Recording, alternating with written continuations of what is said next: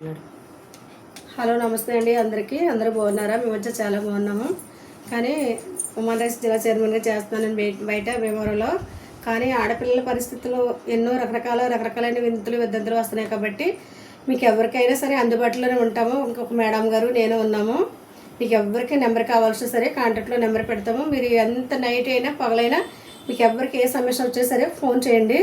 కనీసం హాస్పిటల్కి వెళ్ళే వరకు కూడా ఇబ్బందులు కలుగుతున్నాయి. నిన్న కూడా ఒక సమస్య అలాగే ఉంది.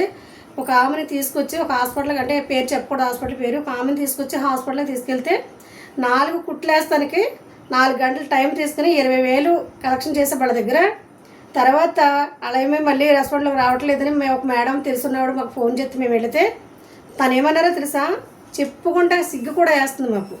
మేడం ఎందుకు తీసుకెళ్ళిపోతున్నారు అవండి, ఒక 2 రోజులు ఉంచండి, డబ్బులు కట్టలేని పరిస్థితిలో మేము ఆవిడకి డిస్కౌంట్ ఇస్తానన్నారు. ఏంటి నా హాస్పిటల్ కూడా డిస్కౌంట్? నేను అసలు ఎక్కడ వినలేదు. నాకు 45 వచ్చేసింది ఏజ్. ఇంతవరకు కూడా నేను అసలు ఇప్పుడు ఈ మాట వినలేదు.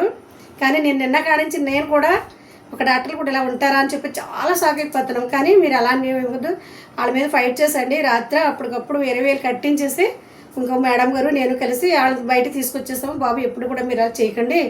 20,000 అండి, 4 కుట్లు వేసాను. అదైనా మేడం నేను వెళ్ళి ఫైట్ చేస్తే 4:30 అలా వెళ్తే 6:30 పైన దాటేస్తుంది. అయినా ఇవ్వరండి ఏమని అన్నారు. ఇవ్వకూడదండి అన్నారు. అసలు ఇవ్వకూడదు రూల్స్ ఏది ఉంది చెప్పండి. మేము ఫ్రీ సర్వీస్ చేస్తారంటే మేము వదిలేస్తామంటే అలాగే ఎందుకు చేస్తాము? మేము వచ్చేసి మామూలుగా డిస్కౌంట్ ఇస్తాం కానీ ఫ్రీ సర్వీస్ చేయనండి. చూడండి ఎంత దగుడు బాధ్యం అయిపోయిందో పరిస్థితులు. అందు గురించి మీరు ఎవ్వరు కూడా అలా ఆలోచించొద్దు. మీకు ఏదైనా చిన్న ఆనందకరం కలిగిందంటే కనుక మా నెంబరు కాంటాక్ట్లో పెడతాము. మీరందరూ కూడా మాతో ఉంటారని చెప్పేసి మేము అనుకుంటున్నాం. ఓకేనా? చూసుకోండి.